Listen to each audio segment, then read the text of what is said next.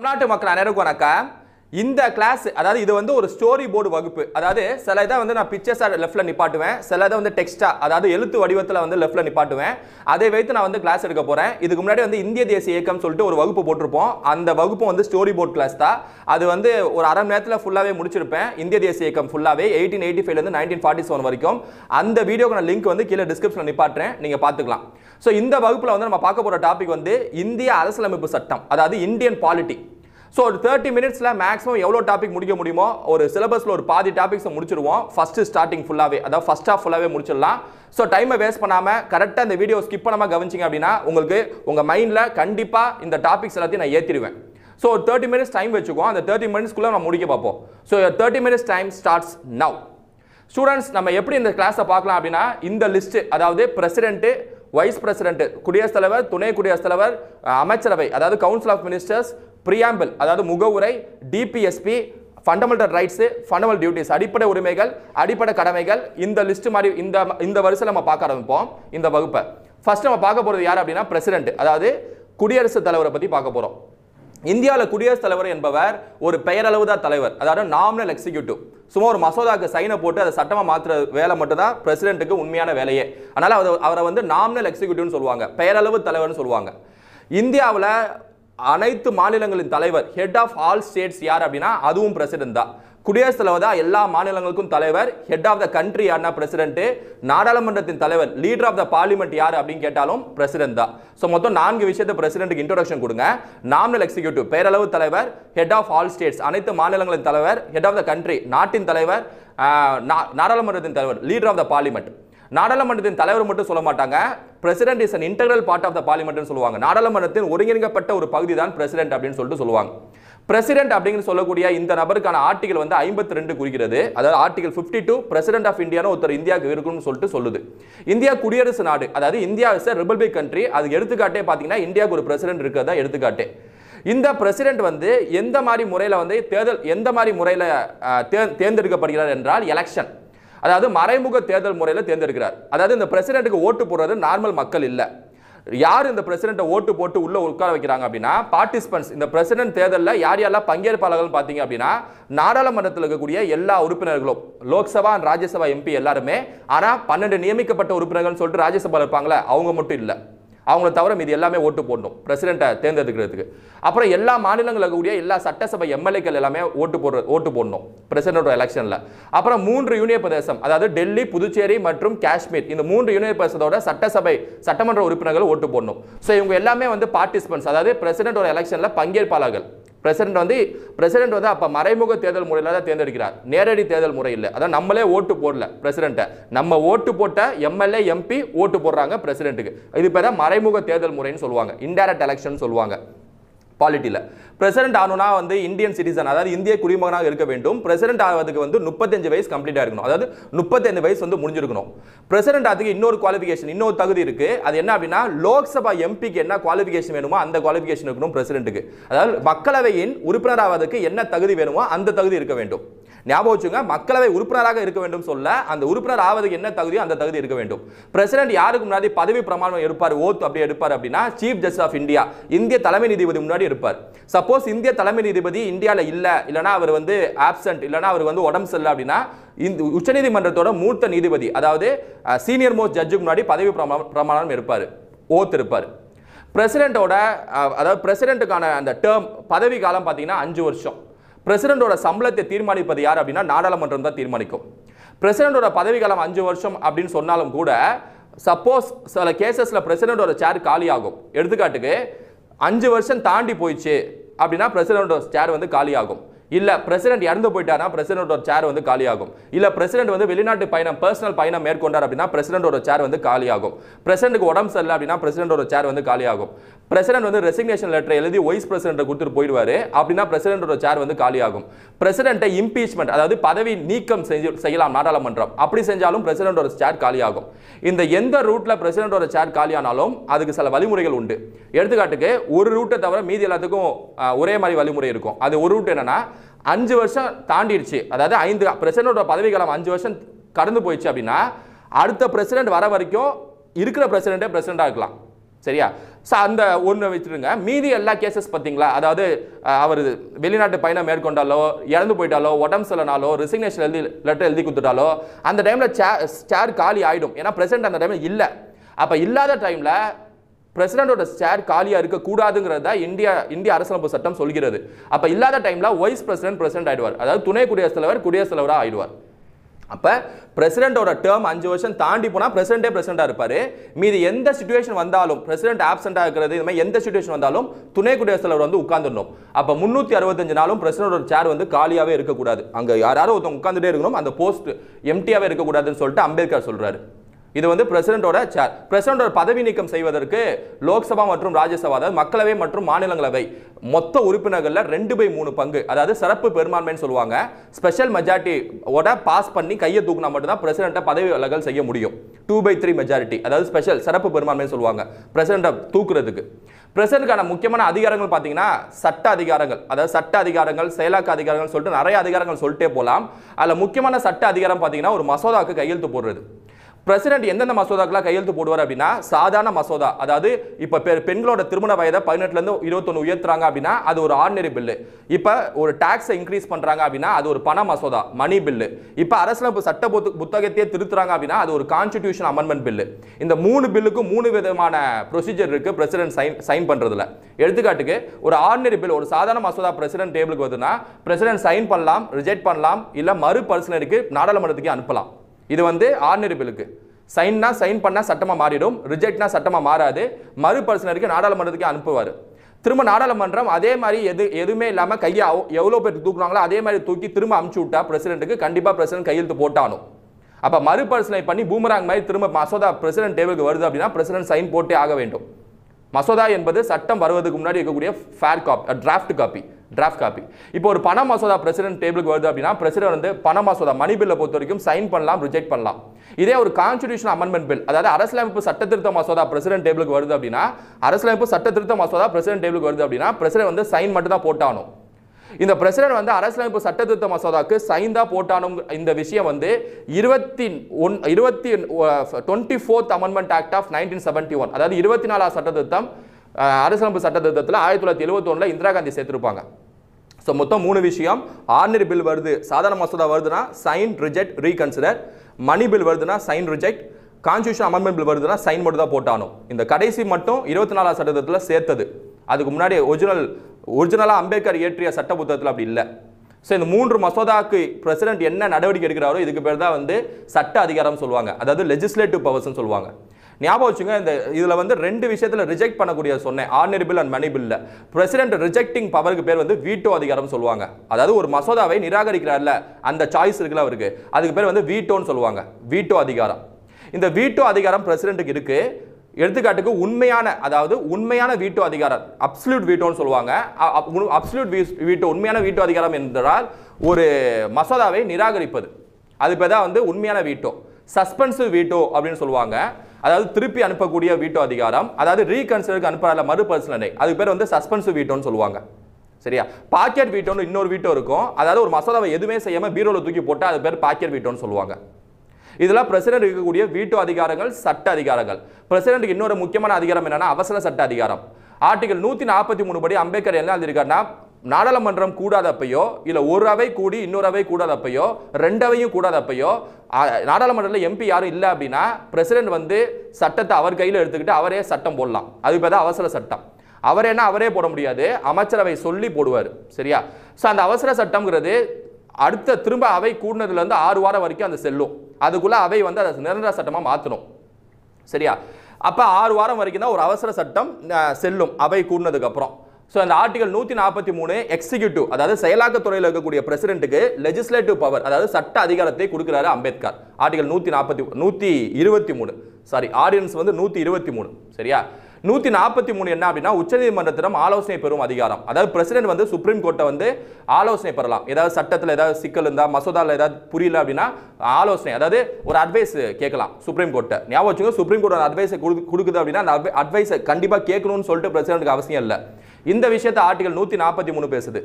So 143 advisory powers of president, 123 ordinance powers of president, பிரசிடென்டோட article வந்து 52, 35 வயசு, இது மாதிரி இதர விஷயங்கள் எல்லாமே பார்த்துட்டோம். எப்படி பதவி நீக்கம் செய்வாங்க அப்படின்னு சொல்லிட்டு பார்த்துட்டோம். பிரசிடென்ட் இருக்கக்கூடிய முக்கியமான அதிகாரங்கள்லாம் என்னென்ன அப்படின்னு சொல்லி பார்த்துட்டோம். எக்ஸிக்யூட்டிவ் பவர் செயலாக்க அதிகாரம்னா எல்லாத்தையும் அப்பாயின்மெண்ட் பண்றது யார் அப்படின்னா பிரசிடென்ட். அதாவது எல்லாத்தையும் பிரதமர் உட்பட எல்லா அமைச்சரையும் நியமிப்பது யார் அப்படின்னா குடியரசுத் தலைவர் தான். ஞாபகம் வச்சுங்க, குடியரசுத் தலைவருக்கு எந்த வித தன்னிச்சையான அதிகாரம் இல்லை, டிஸ்கிரிஷனரி பவர்ஸ் எதுவுமே இல்லை. அவரா எதுவும் செய்ய முடியாது, அவரா அப்பாயின்மெண்ட் பண்ண முடியாது யாரையும், அவரா தேர்தல் ஆணையத்தின் தலைவர் அப்பாயின்மெண்ட் பண்ண முடியாது, அவரா அவசர சட்டம் போட முடியாது, அவரா எமர்ஜென்சி போட முடியாது. பிரசிடென்ட் இருக்கக்கூடிய முக்கியமான இன்னொரு அதிகாரம் வந்து எமர்ஜென்சி பவர்ஸ், அவசர சட்ட அதிகாரம். இந்தியாவில் அவசர சட்டம் என்பது ஆர்டிகல் 352 பேசப்படுகிறது, நேஷனல் எமர்ஜென்சின்னு சொல்லுவாங்க. அதாவது இந்தியாவுக்கு எதிராக போர் வந்தாலோ, இந்திய அரசாங்கத்துக்கு எதிராக உள்நாட்டு கிளர்ச்சி வந்தாலோ அம்பேத்கர் என்ன சொல்றாருன்னா ஆர்டிகல் 352 படி எல்லா ஸ்டேட் அசம்பிளியை கலைச்சிட்டு சென்ட்ரல் கவர்மெண்ட் அதிகாரத்தை எடுத்துக்கொள்ளலாம். அதாவது எல்லா பவரும் வந்து சென்ட்ரல் கவர்மெண்ட்டுக்கு வந்துடும், மத்திய அரசாங்கத்துக்கு வந்துடும். இது வரைக்கும் இந்தியா வந்து 3 வாட்டி எமர்ஜென்சி போட்டிருக்காங்க. 1962 ஒரு வாட்டி போட்டிருக்காங்க, 1965 ஒரு வாட்டி போட்டிருக்காங்க, 1975 ஒரு வாட்டி போட்டிருக்காங்க. சாரி, 62 ஒரு வாட்டி, 71 ஒரு வாட்டி, 75 ஒரு வாட்டி. இந்த 75 போட்டது இந்திரா காந்தி எமர்ஜென்சி, அது கொஞ்சம் சர்ச்சைக்குரிய எமர்ஜென்சி. ஸோ பிரசிடென்ட் எமர்ஜென்சி போகணும்னால எல்லாமே அவராக ஆக்ஷன் எடுக்க முடியாது. ஏன் அப்படின்னா ஆர்டிகல் 74 சரத் 74 பிரசிடென்ட்டை வந்து லாக் பண்ணிடுது. என்ன லாக் பண்ணுது? ஆர்டிகல் 74 என்ன சொல்லுது அப்படின்னா அமைச்சரவை சொல்வதை மட்டுமே பிரசிடென்ட் கேட்க வேண்டும். அதாவது கவுன்சில் ஆஃப் மினிஸ்டர் சொல்வதை மட்டும் தான் பிரசிடென்ட் கேட்க வேண்டும், அமைச்சரவை சொல்வதை மட்டும் தான் குடியரசுத் தலைவர் கேட்க வேண்டும் சொல்லிட்டு சரத் 74 சொல்லுது, ஆர்டிகல் 74. ஸோ அப்போ பிரசிடென்ட்டுக்கு தன்னிச்சை அதிகாரம் பெருசாக எங்கேயுமே இல்லை. சப்போஸ் அவை கலைஞ்சுதுன்னா அப்படின்னா அந்த டைமில் அவையை அதாவது பார்ட்டி கலைஞ்சிச்சு, அரசாங்கம் கலைஞ்சிச்சு, மெஜாரிட்டி இழந்துருச்சு அப்படின்னா அந்த டைமில் திரும்ப அரசாங்கத்தை அமைப்பது பிரசிடென்ட்டோட கடமை தான். அது கூட தன்னிச்சையான அதிகாரம் சொல்லிட்டு சொல்ல முடியாது. ஸோ இதான் பிரசிடென்ட் இருக்கக்கூடிய முக்கியமான சிறப்பு பண்புகள் குடியரசுத் தலைவருக்கு. வைஸ் பிரசிடென்ட், துணை குடியரசுத் தலைவர்னு பார்த்தீங்கன்னா துணை குடியரசுத் தலைவர் சொல்லக்கூடிய பதவி எதுக்காக இருக்குன்னு சொல்லிட்டு அம்பேத்கர் கேட்டப்ப பிரசிடென்ட் இல்லாத சமயத்தில் துணை குடியரசுத் தலைவர் இருப்பார், அவ்வளோதான் பதில் சொன்னார். ஸோ இந்த வைஸ் பிரசிடென்ட் சொல்லக்கூடிய இந்த போஸ்டிங் வந்து அமெரிக்கானால தான் எடுக்கப்பட்டது, யூஎஸ்ல இருந்து எடுக்கப்பட்டது. வைஸ் பிரசிடென்ட்கான எலெக்ஷன் வந்து பிரசிடென்ட்கான எலெக்ஷன்ல இருந்து கொஞ்சம் மாறுபடும். வைஸ் பிரசிடென்ட் தேர்ந்தெடுக்கிறவங்க யார் யார் அப்படின்னா எல்லா நாடாளுமன்ற உறுப்பினர்களும் தேர்ந்தெடுப்பாங்க, இன்க்ளூடிங் நாமினேட்டட் மெம்பர்ஸ், நியமிக்கப்பட்ட உறுப்பினர்களும் சேர்த்து. ஆனால் பிரசிடென்ட்டோட எலெக்ஷனில் பார்த்தீங்கன்னா நாமினேட்டட் மெம்பர்ஸ் ஓட்டு போட மாட்டாங்க பிரசிடென்ட்டுக்கு. இந்த நாமினேட்டட் மெம்பர்ஸ்னா என்ன அப்படின்னா ஒரு ராஜ்யசபாவில் ஒரு 12 பேர் கலை சார்ந்து, இலக்கியம் சார்ந்து, விளையாட்டு சார்ந்து, இந்த துறையிலெல்லாம் ஃபேமஸாக இருக்கக்கூடிய சமூக சேவை சார்ந்து இருக்கக்கூடியவங்கள ஒரு 12 பேர் பிரசிடென்ட் வந்து நியமிக்கப்பட்ட உறுப்பினர்களாக உள்ள சேர்க்கலாம். அது பேர் தான் நாமினேட்டட் மெம்பர்ஸ். எடுத்துக்காட்டுக்கு சச்சின் டெண்டுல்கர் எடுத்துங்க, மேரி கோம் எடுத்துங்க. ஸோ அப்போ வைஸ் பிரசிடென்ட்டோட தேர்தலில் வந்து ஒட்டுமொத்த பார்லிமெண்ட்டே பங்கேற்கும். ஞாபகம் வச்சுங்க, பிரசிடென்ட்டை ரிமூவ் பண்ணுறப்ப பார்லிமெண்ட் ஃபுல்லாகவே பங்கேற்கும், நியமிக்கப்பட்ட உறுப்பினர்களும் சேர்த்து. ஆனால் பிரசிடென்ட் எலெக்ஷனில் இருக்கிறப்ப அந்த நியமிக்கப்பட்ட உறுப்பினர்கள் தேர்ந்தெடுக்க மாட்டாங்க பிரசிடென்ட்டை. அதாவது நியமிக்கப்பட்ட உறுப்பினர்கள் பிரசிடென்ட் எலெக்ஷனில் பார்ட்டிசிபேட் பண்ண மாட்டாங்க, ஆனால் பிரசிடென்ட்டை ரிமூவ் பண்ணுறதுல பார்ட்டிசிபேட் பண்ணுவாங்க. ஸோ ஓகே, இப்போ வைஸ் பிரசிடென்ட்டுக்கான இப்போ அந்த தகுதி என்ன அப்படின்னா இந்திய குடிமகனாக இருக்க வேண்டும், 35 வயசு கம்ப்ளீட் ஆகிக்கணும், ராஜ்யசபாக்கு எம்பி ஆகிறதுக்கு என்ன குவாலிஃபிகேஷன் இருக்கணுமோ அந்த குவாலிஃபிகேஷன் வைஸ் பிரசிடென்ட் இருக்கணும். அதாவது மாநிலங்களவை உறுப்பினர் ஆவதுக்கு என்ன தகுதி இருக்கணுமோ அந்த தகுதி வந்து துணை குடியரசுத் தலைவருக்கு இருக்க வேண்டும். ஞாபகம் வச்சுங்க, பிரசிடென்ட்டுக்கு என்ன தகுதினா லோக்சபா எம்பி ஆகிறதுக்கு என்ன குவாலிஃபிகேஷனோ அந்த குவாலிஃபிகேஷன். ஆனால் இருந்தாலும் சிட்டிங் எம்பி, அதாவது லோக்சபா ராஜ்யசபா எம்பி வந்துகிட்டே பிரசிடென்ட் ஆக முடியாது, எம்பி பதவியை ராஜினாமா செஞ்சதுக்கு அப்புறம் தான் பிரசிடென்ட் ஆக முடியும். இது தனி, இதை ஞாபகம் வச்சுங்க. துணை குடியரசுத் தலைவர், துணை குடியரசுத் தலைவரை தூக்குறதுக்கு வந்து எவ்வளோ மெஜாரிட்டி தேவை அப்படின்னா எஃபெக்டிவ் மெஜாரிட்டி ராஜ்யசபாலையும் லோக்சபாவில் வந்து சிம்பிள் மெஜாரிட்டி தேவை. இந்த எஃபெக்டிவ் மெஜாரிட்டி தமிழ் ஸ்டூடெண்ட்ஸ் அப்படியே ஞாபகம் வச்சுங்க. எஃபெக்டிவ் மெஜாரிட்டினா என்ன அப்படின்னா அவையோட மொத்த ஸ்ட்ரென்த், அதாவது அவையோட மொத்த தொகையில் 2/3, அவையோட மொத்த தொகையில் 50% மேலே இருக்கணும். இந்த மொத்த தொகைன்னு சொல்றப்பதான் ஒரு விஷயம் ஞாபகம் வச்சுங்க, மொத்த தொகையிலேருந்து வேக்கன்ட் சீட்டை மைனஸ் பண்ண ரிமைனிங்லேருந்து 50% இருக்கணும். இப்போ லோக்சபாவில் வந்து 543 சீட்டு மொத்தம் இன்னைக்கு ஸ்ட்ரென்த் அப்படின்னா அதில் வேக்கண்டாக இருக்கக்கூடியது ஒரு 20 சீட் அப்படின்னா அதை கழிச்சிடுங்க, மீதி 523 சீட்டில் 50% மேலே இருந்துச்சுன்னா அது பேர் எஃபெக்டிவ் மெஜாரிட்டின்னு சொல்லுவாங்க. இது ராஜ்யசபாவில் இந்த மாதிரி ஒரு மெம்பர்ஸ் வந்து கையை தூக்கி துணை குடியரசுத் தூக்கலான்னு சொல்லிட்டு தூக்கணும். லோக்சபாவில் ஒரு சிம்பிள் மெஜாரிட்டி, ஒரு சாதாரண பெரும்பான்மையில தூக்கிடலாம். அதாவது உட்கார்ந்துருக்கவங்களாம் 50% மேலே இருந்தாலே போதும் லோக்சபாவில். யாரை தூக்குறதுக்கு? வைஸ் பிரசிடென்ட்டை தூக்குறதுக்கு. ஆனால் இதே பிரசிடென்ட்டுக்கு பார்த்தீங்கன்னா 2/3 ரொம்ப பெருசது, ஏன்னா பிரசிடென்ட் பதவி அந்த அளவுக்கு முக்கியம். வைஸ் பிரசிடென்ட்டை நீங்கள் கம்பேர் பண்ணணும்னா அமெரிக்கன் வைஸ் பிரசிடென்ட்டோட கம்பேர் பண்ணதான் நல்லது, ஏன்னா அங்கேருந்து தான் எடுத்தோம். அமெரிக்கன் வைஸ் பிரசிடென்ட்டுக்கும் நம்ம வைஸ் பிரசிடென்ட்டுக்கும் ஒரு முக்கியமான வித்தியாசம் என்ன அப்படின்னா அமெரிக்கன் வைஸ் பிரசிடென்ட் வந்து பிரசிடென்ட் ஆயிடுவார் சில சமயத்தில், பிரசிடென்ட் இறந்து போயிட்டா, ஆனால் அவர் நிரந்தரமாகவே பிரசிடென்ட்டாக இருப்பார். ஆனால் இந்தியன் வைஸ் பிரசிடென்ட் இறந்து போயிட்டா பிரசிடென்ட் ஆயிடுவாரா, ஆனால் நிரந்தரமாக பிரசிடென்ட்டாக இருக்க முடியாது. 6 மாதங்களுக்குள்ள எலெக்ஷன் நடத்தி புது பிரசிடென்ட் வந்தாகணும், சரியா? ஸோ அப்போ துணை குடியரசுத் தலைவருங்கிற அந்த போஸ்டிங்கை பிரசிடென்ட்டோட அந்த வெற்றிடத்தை நிரப்பதா அப்படின்னு சொல்ல முடியாது. மாநிலங்களவையோட தலைவர் யார், அதாவது ராஜ்யசபாவோட சேர்மன் யார் அப்படின்னா துணை குடியரசுத் தலைவர் தான். ஸோ ராஜ்யசபா சேர்மன் வேலையும் துணை குடியரசுத் தலைவர் பார்க்குறாரு, பிரசிடென்ட் வேலையும், அதாவது பிரசிடென்ட் இல்லைன்னா பிரசிடென்ட் வேலையும் பார்ப்பார். இவர் எப்போ பிரசிடென்ட் ஆனாரோ பிரசிடென்ட்டுக்கு என்ன சேலரி, பிரசிடென்ட்டுக்கு என்ன சலுகைகளோ அது எல்லாமே கிடைக்கும். இது ஞாபகம் வைத்துக் கொள்ளுங்கள். பிரசிடென்ட் ஆகிறதுக்கும் வைஸ் பிரசிடென்ட் ஆகிறதுக்கும் ரெண்டுத்துக்கும் வயசு வந்து 35 வயசு தான். அதாவது 35 இயர்ஸ் வந்து இருக்கணும். 35 வயசு வந்து கம்ப்ளீட்டாக இருக்கணும். அதாவது 35 வயசு வந்து முடிஞ்சிருக்கணும். சரி, இப்போ பிரசிடென்ட்டோட சீட்டு காலியாக இருக்கக்கூடாதுன்னு சொன்னீங்க. அந்த டைமில் வைஸ் பிரசிடென்ட் வந்து உட்காந்துருவாங்கிறீங்க. வைஸ் பிரசிடென்ட்டோட சீட்டு காலியாக இருந்தால், சப்போஸ் வைஸ் பிரசிடென்ட் இறந்து போயிட்டா, வைஸ் பிரசிடென்ட் ராஜினாமா கடிதத்தை எழுதி பிரசிடென்ட்டை கொடுத்துட்டா, இல்லை இன்ட்ரெஸ்டிங்கான விஷயம் என்னன்னா, பிரசிடென்ட் ராஜினாமா கடிதத்தை வைஸ் பிரசிடென்ட் கொடுப்பாரு, வைஸ் பிரசிடென்ட் ராஜினாமா கடிதத்தை பிரசிடென்ட் கொடுப்பாரு. சப்போஸ் வைஸ் பிரசிடென்ட் சீட்டு காலியாக இருந்தாலோ ஆப்சென்ட் இருந்தாலும் என்ன சார் நடக்கும்னா ஒன்றும் நடக்காது, அப்படியே சும்மாவே இருக்கலாம். அடுத்த எலெக்ஷன் மெதுவாக இல்லை கொஞ்சம் நடத்தி உள்ள தூக்கி போடலாம். அப்போ பிரசிடென்ட் சீட் காலியாகவே இருக்கக்கூடாது. வைஸ் பிரசிடென்ட் சீட் காலியாக இருந்தாலும் பிரச்சனை இல்லை. ஸோ துணை குடியரசுத் தலைவர் முடிச்சாச்சு. அமைச்சரவை, council of ministers. Council of ministers அப்படிங்கிறது நம்ம இந்தியா வச்சு பார்ப்போம். ஆர்டிகல் 74 மற்றும் ஆர்டிகல் 75 கவுன்சில் ஆஃப் மினிஸ்டர்ஸ், அதாவது அமைச்சரவை பற்றி பேசுது. ஆர்டிகல் 74 நம்ம ஏற்கனவே பார்த்துட்டோம். அமைச்சர்கள் சொல்வதை தான் குடியரசுத் தலைவர் கேட்க வேண்டும். இதான் வந்து ஆர்டிகல் 74. ஆர்டிகல் 75 அதாவது சரத்து 75 ரொம்ப முக்கியமான ஆர்டிகல். இந்த அமைச்சர்கள் எல்லாமே, அதாவது மத்திய அமைச்சர்கள் எல்லாமே மக்களவைக்கு மட்டும்தான் பொறுப்பேற்க வேண்டும். இதை வந்து ஆர்டிகல் 75 உறுதிப்படுத்துது. அதாவது all ministers would responsible only to Lok Sabha. இதை வந்து ஆர்டிகல் 75 உறுதிப்படுத்துது. ஆர்டிகல் 74 வந்து அமைச்சர்கள் சொல்வதை குடியரசுத் தலைவர் கேட்க வேண்டும். ஆர்டிகல் 75 வந்து எல்லா அமைச்சர்களும் மக்களவைக்கு மட்டுமே பொறுப்பேற்க வேண்டும். ஆர்டிகல் 75ல இன்னொன்று சொல்லுவாங்க, அமைச்சர்கள் வந்து குடியரசுத் தலைவர் தயவில் தான் வேலை செய்வார்கள். அதாவது ministers hold office under the pleasure of பிரசிடென்ட்னு சொல்லுவாங்க. அதுக்காக வந்து குடியரசுத் தலைவர் நினைச்சோட மினிஸ்டர்ஸை தூக்க முடியாது. குடியரசுத் தலைவரால் நினைச்ச மினிஸ்டரை நினைச்ச டைமில் தூக்க முடியாது. தூக்கமாக இருக்கா அனுமதி இல்லை. எவ்வளோ தூரம் வந்து பார்லிமெண்ட்டில் மக்களவையில் இருக்கிற ஆளுங்கட்சி வந்து பெரும்பான்மையை வச்சிருக்கோ அவ்வளோ தூரம் பிரசிடென்ட் வந்து எதுவுமே செய்ய முடியாது. எப்போ பெரும்பான்மை ஒட்டையுதோ, அதாவது அந்த ஸ்ட்ரென்த்து அந்த 543 பாதிக்கு மேலே ஸ்ட்ரென்த்தை எப்போ ஒட்டையுதோ அப்போ தான் பிரசிடென்ட் உள்ளே பூந்து திரும்ப ஒரு எலெக்ஷனோ இல்லை திரும்ப வந்து கூட்டாட்சி அமைங்கன்னு சொல்லிட்டு கோரிக்கை வைக்க முடியும். ஸோ இது எல்லாமே ஆர்டிகல் 75 பேசுகிறாங்க. ஞாபகம் வச்சுங்க, ஆர்டிகல் 75 இன்னொன்று சொல்கிறாங்க, ஒரு நபர் மினிஸ்டர் ஆயிடலாம், ஆனால் 6 மாதங்குள்ள அவர் எம்பி ஏதோ ஒரு தொகுதியில் நின்று எம்பி சீட்டை ஜெயிச்சு ஆகணும். அதாவது எம்பி ஆனதுக்கு அப்புறம் தான் மினிஸ்டர் ஆகணும்னு அர்த்தம் இல்லை. யாரோ வேணா நீங்களோ நானோ மினிஸ்டர் ஆயிடலாம், பிரைம் மினிஸ்டர் நினச்சா யாரோ ஆயிடலாம். ஆனால் நம்ம ஆயிட்டோம். ஆனால் 6 மாதங்குள்ள லோக்சபாலையோ ராஜ்யசபாலையோ எம்பி ஆயிடணும். ஏதாவது தொகுதியில் நின்று நேரடி தேர்தலோ மறைமுக தேர்தலோ லோக்சபா சீட்டோ ராஜ்யசபா எம்பி சீட்டோ பிடிச்சிடணும் 6 மாதங்குள்ள. சப்போஸ் 6 மாதங்குள்ள பிடிக்கல அப்படின்னா அதுக்கப்புறம் மினிஸ்டர் பதவி இருக்காது. ஸோ இதான் வந்து ஆர்டிகல் 75 சரத்து 75 சொல்லப்படுது. ஸோ அமைச்சரவை வந்து பார்த்தாச்சு. அடுத்து முகவுரை, பிரியாம்பிள் அப்படிங்கிறது இந்திய அரசியலமைப்பு சட்ட புத்தகத்தில் ஃப்ரண்ட் பேஜில் எழுதியிருக்காங்க. அதாவது ஃபர்ஸ்ட் பேஜில் எழுதியிருக்காங்க கான்ஸ்டியூஷன் புக்கோட ஃப்ரண்ட் பேஜில். இந்த பிரியாம்பிள் முகவுரை என்பது அமெரிக்கா நாட்டிலேருந்து எடுக்கப்பட்டது. எழுதால வைஸ் பிரசிடென்ட் முகவரி ரெண்டுமே அமெரிக்கா நாட்டிலேருந்து எடுக்கப்பட்டது. முகவரை அப்படிங்கிறது இந்திய அரசியலமைப்பு சட்டத்தின் அடையாள அட்டை அப்படின்னு சொன்னவர் யார் அப்படின்னா பால்கிவாலான்னு சொல்லக்கூடிய நபர். என்ஏ பால்கிவாலான்னு சொல்லுவாங்க.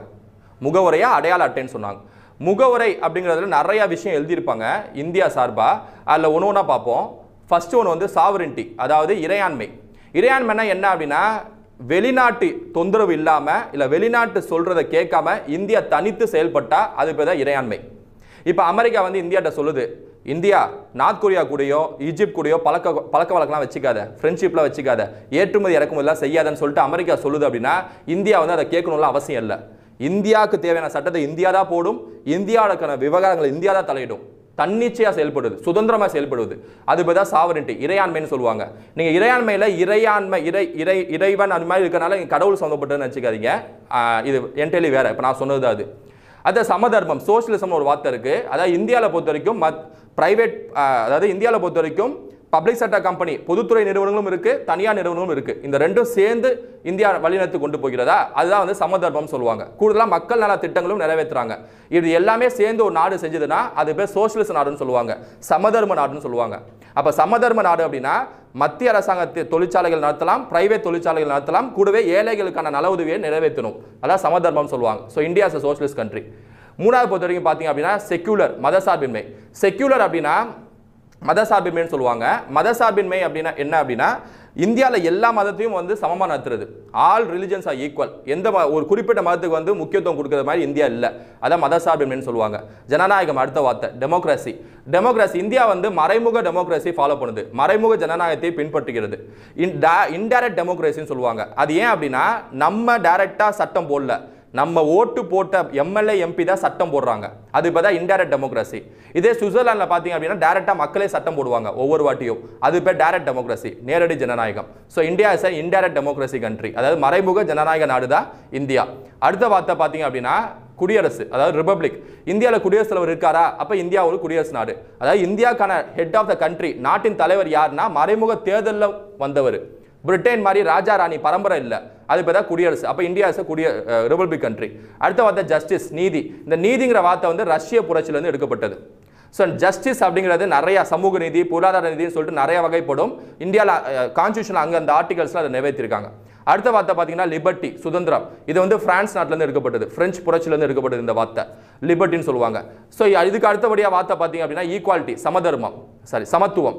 ஈக்குவாலிட்டி சம்மந்தப்பட்ட சரத்துகள் பார்த்தீங்கன்னா அடிப்படை உரிமையில் நிறைய வரும், அதை பின்னாடி பார்ப்போம். அடுத்த வார்த்தை பார்த்தீங்க அப்படின்னா சகோதரத்துவம், அதாவது ஃப்ராட்டர்னிட்டின்னு வார்த்தை சொல்லுவாங்க. இந்த ஃப்ராட்டர்னிட்டினா all Indians brothers and sisters pledge எடுப்போம்ல, அதுதான் ஃப்ராட்டர்னிட்டி. அப்போ கம்பேர் பண்ணி சொல்லணும் அப்படின்னா சாவரின்ட்டி, இறையாண்மை, சமதர்மம், சோஷியலிசம், செக்யூலர் அதாவது மதசார்பின்மை, டெமோக்ராசி ஜனநாயகம், குடியரசு ரிபப்ளிக், ஜஸ்டிஸ் நீதி, லிபர்ட்டி சுதந்திரம், ஈக்குவாலிட்டி சமத்துவம், ஃப்ராட்டர்னிட்டி சகோதரத்துவம். இதில் ஒரு முக்கியமான இன்ட்ரெஸ்டிங்கான ஒரு விஷயம் பார்த்தீங்கன்னா, இதில் சோஷியலிஸ்ட் அப்படின்னு ஒரு வார்த்தை இருக்குது, செக்யூலர் அப்படிங்கிற வார்த்தை இருக்குது, கூடுதலாக ஃப்ராட்டர்னிட்டிக்குள்ள இன்டெகிரிட்டின்னு ஒரு வார்த்தையை சேர்த்துருக்காங்க, ஒருமைப்பாடுன்னு சொல்லிட்டு. அப்போ 3 வார்த்தையை வச்சுக்கோங்க. செக்யூலர் அதாவது மதசார்பின்மை, சோஷியலிஸ்ட் அதாவது சமதர்மம், இன்டெகிரிட்டி அதாவது ஒருமைப்பாடு. இது வந்து ஒரிஜினல் கான்ஸ்டியூஷன் புக் அம்பேத்கர் எழுதினால அந்த புக்கில் இல்லை. இந்த 3 வார்த்தையும் இந்திரா காந்தி ஆட்சியில் 42 சட்ட திருத்தம் 1976 சேர்க்கப்பட்டது. இந்த 3 வார்த்தையும் ஒரிஜினல் அரசியலமைப்பு சட்ட புத்தகத்தில் இல்லை. இது முக்கியமாக ஞாபகம் வச்சுங்க, சரியா? முகவரை படிக்கிறப்ப, ஏன்னா முகவரியில் இந்த விஷயம் தான் கண்டிப்பாக கேட்பாங்க. அது மட்டும் இல்லாமல் முகவரியில் எந்த ஆர்டரில் அந்த ஃபர்ஸ்ட் பேஜ் எழுதியிருக்காங்கன்னா, இப்போ நான் சொன்ன ஆர்டரே ஞாபகம் வச்சுங்க. இப்போ நான் எந்த ஆர்டரில் சொன்னேன்னா அந்த ஆர்டரே ஞாபகம் வச்சுங்க. ஸோ அந்த ஆர்டரில் தான் வந்து ஃபர்ஸ்ட் பேஜில் எழுதியிருக்காங்க இந்திய அரசியலமைப்பு சட்டத்தை உருவாக்குறவங்க. இந்த முகவரை எதுக்காக, இந்த கண்டென்ட் பேஜ் எதுக்காக, ஃபர்ஸ்ட் பேஜ் எதுக்காக அப்படின்னா, வெளிநாட்டிலேருந்து வராங்க நம்ம கான்ஸ்டியூஷன் புக்கை பார்க்க, புக்கு ஃபுல்லாக புரட்டி பார்க்க தேவையில்ல, இந்த வார்த்தையை பார்த்தே ஓ இப்படிப்பட்ட நாடு தான் இந்தியா, இதை வச்சு தான் உள்ளே ஆர்டிகல்ஸில் எழுதியிருக்காங்க போலன்னு சொல்லிட்டு மைண்ட் செட் ஆகி வெளில போயிடுவாங்க. ஸோ அவங்களுக்கு டைம் வந்து சேவ் ஆகும். அதை நம்பி தான் எழுதியிருக்காங்க. ப்ளஸ் இது வந்து பல நபர்களோட கனவு. எடுத்துக்காட்டுக்கு அல்லாடி கிருஷ்ணசுவாமி ஐயர் என்ன சொல்றாரு அப்படின்னா, இந்த முகவரி என்பது நீண்ட நாள் நாங்கள் கண்ட கனவுங்கிறாரு. யாரு? அல்லாடி கிருஷ்ணசுவாமி ஐயர். கே முன்ஷி என்ன சொல்றாரு அப்படின்னா, இந்த முகவரி என்பது எங்களோட ஜாதகம், அரசியலமைப்பு சட்ட புத்தகத்தின் ஜாதகம் அப்படிங்கிறாரு. யார் அப்படின்னா கே முன்ஷி.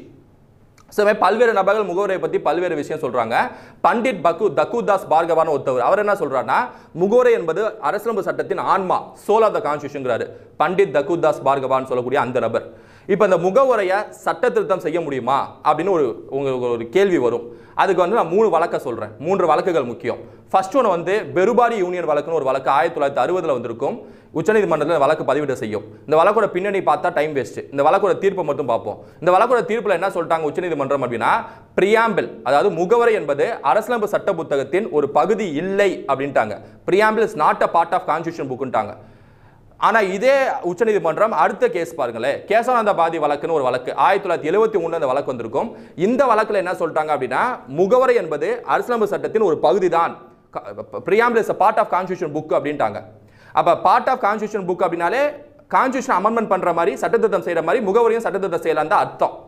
அதன் காரணமாக தான் இந்திரா காந்தி 42 சட்டத்திருத்தம் சொன்னேன் 1976 செஞ்சிருப்பாங்கன்ட்டு, அது இதனால தான், அதாவது கான்ஸ்டியூஷனோட ஒரு பகுதின்ட்டாங்களா, அதனால தான் செஞ்சிருக்காங்க. அப்போ முகவரியை சட்டத்திருத்தம் செய்ய முடியும். அது எடுத்துக்காட்டி இந்திரா காந்தி செஞ்சது.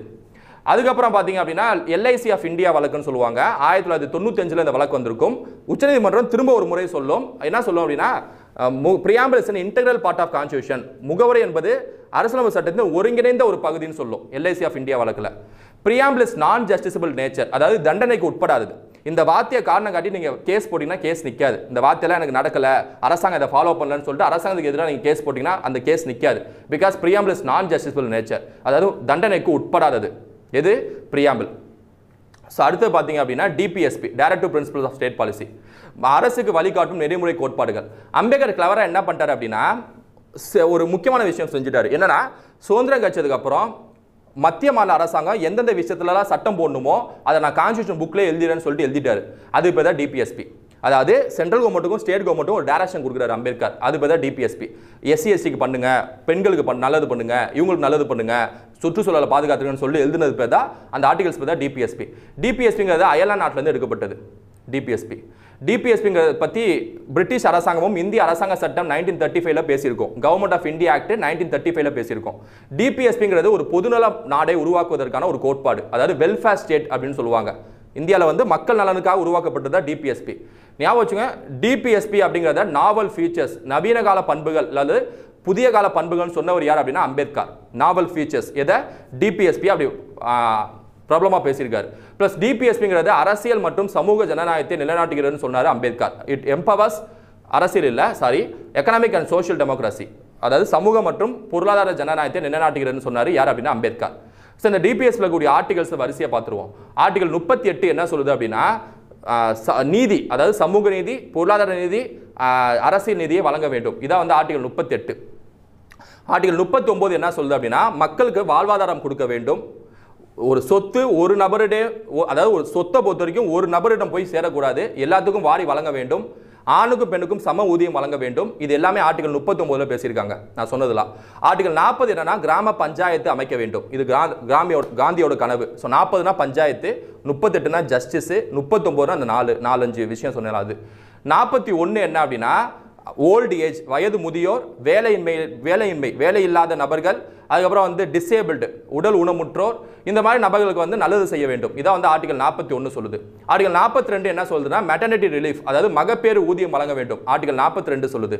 ஆர்டிகல் 43 என்ன சொல்லுது அப்படின்னா 41 4 பேர், அதாவது old age, unemployment, disabled persons, இந்த மாதிரி நபர்களுக்கு வந்து வேலை இந்த மாதிரி நபர்களை காப்பாற்ற வேண்டும் சொல்லி 41 சொல்லுது.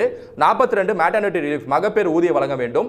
43 என்ன சொல்லுதுன்னா தொழிலாளர்களை பாதுகாக்க வேண்டும், ஒர்க்கர்ஸ் ப்ரொடெக்ஷன். 43 44 என்ன சொல்லுதுன்னா பொது சிவில் சட்டம், யூனிஃபார்ம் சிவில் கோட் கொண்டு வர வேண்டும் அப்படின்னு அம்பேத்கர் எழுதுறாரு. பொது சிவில் சட்டம், மதத்தை தாண்டி பொதுவாக சட்டம் போட்டு எல்லா மதமும் அதை பின்பற்ற வேண்டும். அதான் வந்து பொது சிவில் சட்டம். 44 45 என்ன சொல்லுது அப்படின்னா 6 வயதுக்கு உட்பட்ட குழந்தைகளுக்கு கல்வி வழங்க வேண்டும். 45 46 என்ன சொல்லுது அப்படின்னா எஸ்சி எஸ்டி சமூகத்தை மற்றும் பெண்கள் சமூகத்தை பாதுகாக்க வேண்டும். 46 சொல்லுது.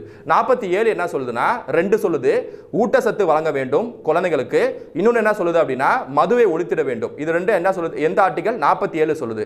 48 என்ன சொல்லுது அப்படின்னா 48 என்ன சொல்லுது அப்படின்னா பசுவதை தடை, அதாவது prohibition of slaughtering of cows அப்படிங்கிறது பசுவதை தடை சொல்லுது. கூடுதலாக இன்னொன்று சொல்லுது 48 சயின்டிஃபிக் அக்ரிகல்ச்சர், அறிவியல் சார்ந்த விவசாயத்தை முன்னேற்ற வேண்டும் சொல்லிட்டு 48 சொல்லுது. 49 என்ன சொல்லுதுன்னா இந்தியாவில் கூடிய நினைவு சின்னங்களை பாதுகாக்க வேண்டும், ப்ரொடெக்ஷன் ஆஃப் நேஷனல் மானுமெண்ட்ஸ். 49 50 என்ன சொல்லுதுன்னா நிர்வாகத்துறையும் நீதித்துறையும் பிரித்தல், separation of executive and judiciary. 50 51 என்ன சொல்லுதுன்னா இந்தியா சர்வதேச அமைதியை நிலைநாட்ட வேண்டும், ப்ரொமோட் இன்டர்நேஷனல் பீஸ். 51 சொல்லும். சரியா? ஸோ அப்போ நம்ம 38லேருந்து 51 வரைக்கும் பார்த்துட்டோம். இதில் ஒரு இன்ட்ரெஸ்டிங்கான விஷயம் என்னன்னா இந்த ஆர்டிகல்ஸ் எல்லாமே அம்பேத்கர் எழுதிட்டாரு. ஆனால் அம்பேத்கர் எழுதாத சில விஷயத்தை இந்த டிபிஎஸ்ல சில நபர்கள் சேர்த்தாங்க, சில பிரதமர்கள், குறிப்பாக இந்திரா காந்தி. 42ஆம் சட்டத்திட்டம் 1976 இந்திரா காந்தி சில ஆர்டிகல்ஸை சேர்ப்பாங்க. எடுத்துக்காட்டுக்கு 39 கேபிட்டல் ஏ அப்படின்னு ஒன்று சேர்ப்பாங்க. இதில் என்ன எழுதுவாங்க அப்படின்னா ஏழைகளுக்கு இலவச சட்ட உதவி வழங்க வேண்டும், free legal aid for the poor. இதே இந்திரா காந்தி இன்னொன்று சேர்ப்பாங்க, இன்னொரு ஆர்டிகல் சேர்ப்பாங்க, 43 கேபிட்டல் ஏன்னு சேர்ப்பாங்க. இதில் என்ன எழுதியிருப்பாங்க அப்படின்னா தொழிற்சாலைகள் நிர்வாகத்தில் தொழிலாளர்கள் பங்கேற்க வேண்டும், participation of workers in management of industries. இது வந்து 43 ஏ எழுதியிருப்பாங்க. 48 ஏ அப்படின்னு ஒன்று சேர்த்திருப்பாங்க. அதில் என்ன எழுதியிருப்பாங்க அப்படின்னா சுற்றுச்சூழலை பாதுகாக்க வேண்டும். இது வந்து 48 ஏ அப்படின்னு சொல்லிட்டு எழுதியிருப்பாங்க. சரியா? இதை தவிர 39 ஸ்மால் எஃப் அப்படின்னு எழுதியிருப்பாங்க. இதில் வந்து குழந்தைகளின் சுகாதாரத்தை மேம்படுத்த வேண்டும், ஹெல்தி டெவலப்மெண்ட் ஆஃப் சில்ட்ரன் அப்படின்னு சொல்லிட்டு 4 ஆர்டிகல் சேர்ப்பாங்க இந்திரா காந்தி ஒரே சட்டத்திட்டத்தில். 42ஆம் சட்டத்திட்டம் 1976. ஸோ இந்திரா காந்திக்கு அப்புறம் மொராஜி தேசாய் ஆட்சியில் 44ஆம் சட்டத்திட்டம் 1978 என்ன செய்வார் அப்படின்னா அந்த நான் ஃபர்ஸ்ட் சொன்ன 38 வந்து நீதி வழங்க வேண்டும்ட்டு அதில் இன்னொரு லைன் எக்ஸ்ட்ரா சேர்ப்பாரு, அதாவது சமத்துவமின்மையை குறைக்க வேண்டும் சொல்லிட்டு சேர்ப்பாரு. இதில் 38 2வது லைனில் சமத்துவமின்மையை குறைக்க வேண்டும் சேர்த்தது யாரு? மினிமைஸ் த இன்இக்வாலிட்டி சேர்த்தது யாரு? மொராஜி தேசாய் 1978 44 சட்ட திருத்தம். 86 சட்ட திருத்தம் 2002 வாஜ்பாய் என்ன செய்ப்பார் அப்படின்னா 6 ல இருந்து 14 வயது குழந்தைகளுக்கு வந்து 86 சட்ட திருத்தம் 2002 வாஜ்பாய் என்ன செய்ப்பார்னா ஆர்டிகல் 45 சொன்னேன்ல 6 வயது உட்பட்ட குழந்தைகளுக்கு கல்வி வழங்க வேண்டும் சொல்லி அது வந்து சேர்த்ததே யார் அப்படின்னா வாஜ்பாய் தான். சரியா? 97 சட்ட திருத்தம் 2011 97th Amendment Act of 2011 மன்மோகன் சிங் ஆட்சியில் எழுதப்பட்டது. இந்த சட்டத்திட்டத்தில் என்ன சேர்ப்பாங்க அப்படின்னா கோஆபரேட்டிவ் சொசைட்டி கூட்டுறவு சங்கங்கள் அமைக்க வேண்டும் சொல்லிட்டு சேர்ப்பாங்க. கோஆபரேட்டிவ் சொசைட்டிஸ் இது எத்தனாவது சட்டத்திட்டம்? 97th Amendment Act of 2011. சரியா? ஸோ இதான் டிபிஎஸ்பி. டிபிஎஸ்பியை பற்றி நிறைய பேர் நிறைய விதமாக சொல்லியிருப்பாங்க. ஓகேவா? அதெல்லாம் நீங்கள் இதர விஷயங்களை பார்த்துருங்க. சரியா? எடுத்துக்காட்டுக்கு டிபிஎஸ்பிங்கிறது லைஃப் கிவிங் ப்ரொவிஷன்ஸ், உயிர் கொடுக்கக்கூடிய அம்சங்கள் சொல்லிட்டு எல்எம் சிங்கின்னு ஒருத்தர் சொல்லியிருப்பாரு. இது மாதிரி நிறைய டிபிஎஸ்பி நான் ஜஸ்டிஸபிள் நேச்சர், தண்டனைக்கு உட்படாதது, அது ஞாபகம் வச்சுங்க. சரியா? ஸோ இதோட வந்து நம்ம சாப்டர்ஸ்லாம் முடிச்சிருப்போம். எங்கே சார் அடிப்படை உரிமை அடிப்படை கடமை டிபார்ட்மெண்ட்ல சார் லிஸ்ட்டில் அதை பற்றி பேசலேங்கிறீங்களா? நான் இதுக்கு முன்னாடி அடிப்படை உரிமையை வந்து 20 நிமிஷத்துலையும் அடிப்படை கடமையை வந்து 8 நிமிஷத்துலையும் 2 வீடியோவில் ரீசெண்டாக தான் முடித்தேன். அந்த 2 வீடியோக்கான லிங்க் கீழே டிஸ்கிரிப்ஷனில் நிப்பாட்டுறேன். இன்ஃபேக்ட் ஃபண்டமெண்டல் ரைட்ஸ் வந்து எக்ஸாக்ட்லி ஃபுல் வீடியோ அதை பற்றி தான் பேசியிருப்பேன். அடிப்படை கடமைகளை பற்றி நான் நடுவில் பேசியிருப்பேன். அதை ஃபுல்லாக முடிச்சிருப்பேன் நடுவில். இந்த 2 வீடியோ கீழே டிஸ்கிரிப்ஷனில் நிப்பாட்டுறேன். ஸோ ஆக மொத்தத்தில் இந்த கிளாஸில் மேக்ஸிமம் எவ்வளோ தூரம் உங்களுக்கு எக்ஸாம் தேவையோ அதை முடிச்சிருக்கேன். பிரசிடென்ட், வைஸ் பிரசிடென்ட், முகவுரை, பிரியாம்பிள், கவுன்சில் ஆஃப் மினிஸ்டர்ஸ், அமைச்சரவை பற்றியான சில விஷயங்கள், அதுக்கப்புறம் பார்த்தீங்க அப்படின்னா டிபிஎஸ்பி அடிப்படை உரிமை அடிப்படை கடமையை வந்து முடிச்சிருக்கேன். ஸோ இது மாதிரி அடுத்த வீடியோ ஸ்டோரி போர்ட் கிளாஸில் வேற ஒரு இதில் நான் உங்களை சந்திக்கிறேன். சரியா? ஸோ கண்டிப்பாக இந்த வீடியோ யூஸ்ஃபுல்லாக இருக்குன்னு நினைக்கிறேன். கண்டிப்பாக எக்ஸாம் நல்லா பண்ணுங்கள். All the best. Thank you students. Thank you.